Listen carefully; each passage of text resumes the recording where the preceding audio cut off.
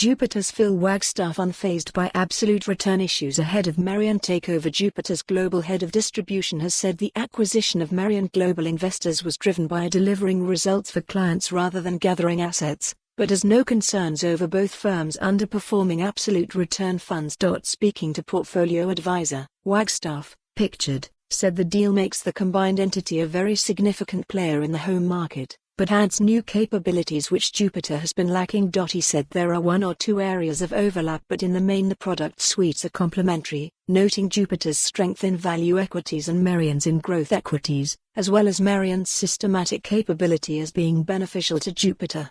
They've got one or two things that we don't have, and there are one or two small areas of overlap, but we'll start getting into that during the integration about what we think the overlapping products are, but I don't anticipate a great deal.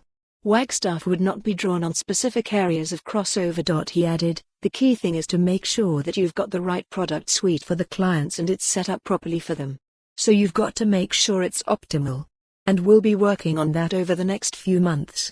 Dealing with the absolute return issue, both companies' flagship absolute return funds have struggled over the past 12 to 18 months. In 2019, the Merian Global Equity Absolute Return (GEAR) fund went from £9.6 billion to £2.7 billion, according to Morningstar flows data.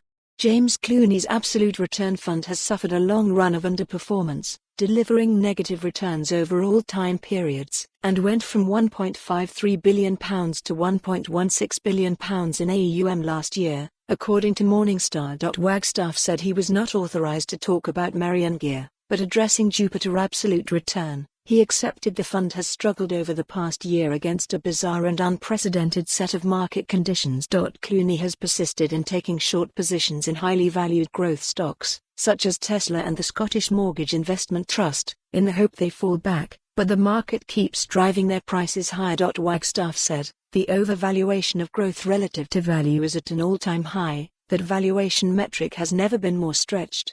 And some of our individual stock shorts in there, like Tesla, for example, have gone to record highs. Our view is that we're right in that portfolio, but it is hurting us in the short term.